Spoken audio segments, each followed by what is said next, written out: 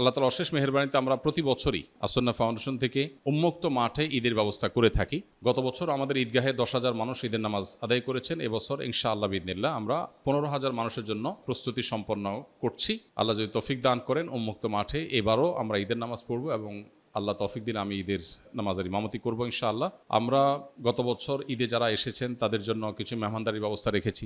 3টা করে খেজুর, 1টা করে ফিরনির বাটি এবং 1 বোতল পানি। যারা আসছেন মুসল্লিরা সবাইকে আমরা খাওয়ানোর চেষ্টা করেছি। এবছর 15,000 মানুষের জন্য সেই প্রিপারেশন থাকবে। সেই সাথে গত বছর বাচ্চাদের জন্য বিভিন্ন রাইড ছিল, তারা ঈদের সারাদিন, ঈদের পরের দিন, তারপরের দিন সবার জন্য উন্মুক্ত।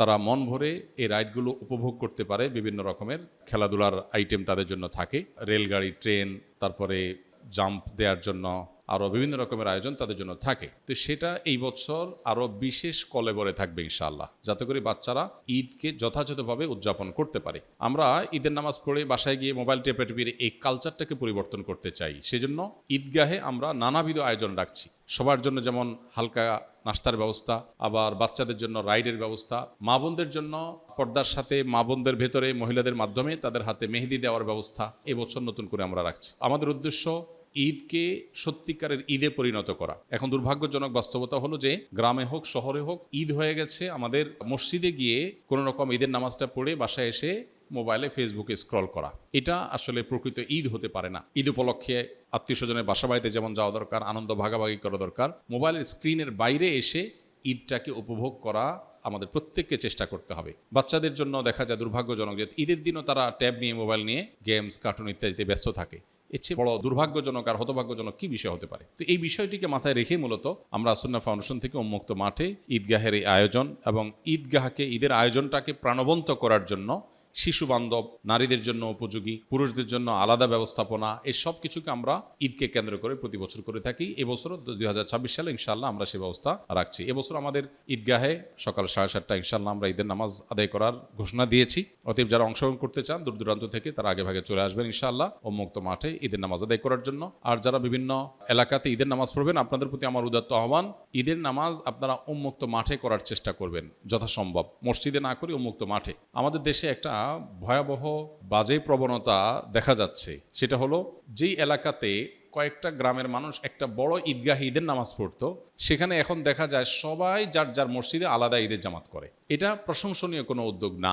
ইসলাম চায় যে ঈদের নামাজ হবে কেন্দ্রীয়ভাবে, অর্থাৎ অনেক ছোট ছোট এলাকার মানুষ একটা বড় জায়গায় একত্র হয়ে ঈদের নামাজ পড়বে। এতে ঈদের সৌন্দর্য পূর্ণরূপে প্রকাশ পায়। ইসলাম আমাদেরকে দেখুন পাঞ্জেগানা 5 ওয়াক্ত নামাজের কনসেপ্ট বা বিধান যেটা দিয়েছে, এখানে ছোট্ট একটা মহল্লার মানুষের দিনে 5 বার দেখা হয়। জামে মসজিদের যে ধারণা ইসলাম দিয়েছে, আমাদেরকে বিধান দিয়েছে, সেখানে কি হয়, ছোট ছোট মসজিদের মুসল্লিদের আর একটু বড় পরিসরে দেখা হয়। সপ্তাহে একদিন জুমার দিন কয়েকটা ছোট ছোট মহল্লার মানুষ একটা বড় মসজিদে মিলিত হন। আর ঈদগাহে সারা বছর যাদের সাথে দেখা হয় না, বছরে ঈদগাহে 2 ঈদে তাদের সাথে দেখা হয়। তো এই ধারণাটাই আমরা পরিবর্তন করে ফেলছি, ক্ষুদ্র ক্ষুদ্র ছোট ছোট প্রচুর পরিমাণে জামাত করে ঈদের সৌন্দর্যটাও নষ্ট হয়ে যাচ্ছে। তো এই জায়গাটাতে আমাদের বিশেষভাবে মনোযোগ দেওয়া দরকার। দুর্ভাগ্যজনক বাস্তবতা হলো অনেক সময় দেখা যায় মসজিদ কমিটির লোকজন নিজেরা আলাদা চাঁদা তুলবেন, আলাদা টাকা কালেকশন করবেন, নিজেরা সভাপতি সেক্রেটারি হবেন, নিজের মসজিদ থাকতে সভাপতি সেক্রেটারি থাকতে আরেকজন ঈদগাহে গিয়ে নামাজ পড়ে মুসল্লি হিসাবে, এটা তো মানজ্যতের হ্যাম্পার মনে করেন। খুবই দুর্ভাগ্যজনক বাস্তবতা। এই যদি হয় নিয়ত, তাহলে এই ঈদগাহ, এই ঈদের নামাজ আয়োজন করে কি সওয়াব হবে, আল্লাহর কাছে কি পাওয়া যাবে? এই জন্য আমরা চেষ্টা করব ইনশাআল্লাহ যতটুকু সম্ভব কেন্দ্রীয়ভাবে বা বড় পরিসরে ঈদের নামাজ আয়োজন করা, এবং মসজিদে নয় মাঠে ঈদের নামাজের ব্যবস্থা করব। হ্যাঁ, ঢাকা, চট্টগ্রাম শহরে এলাকা যেখানে আসলে পর্যাপ্ত মাঠ নাই, সেখানে আপনি মসজিদে ঈদের নামাজ ব্যবস্থা করেন। অনেক জায়গায় আবার আরেক কাজ করা, রাস্তা দখল করে ঈদের নামাজ পড়ে।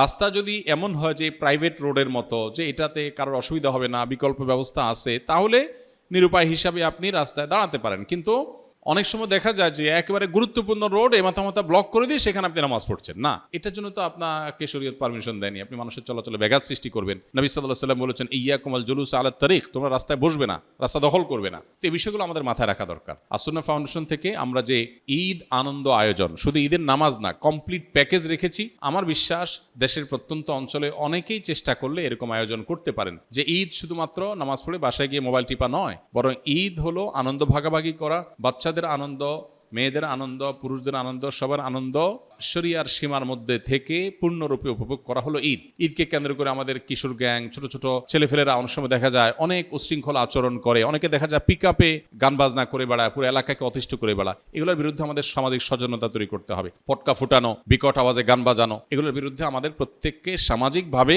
কাজ করতে হবে। কারণ এগুলোর কারণে অনেক দুর্ঘটনা যেমন ঘটে, সবচেয়ে বড় কথা হলো এটা আল্লাহর হুকুম লঙ্ঘন হয়, শরিয়া বিরোধী কাজ হয়।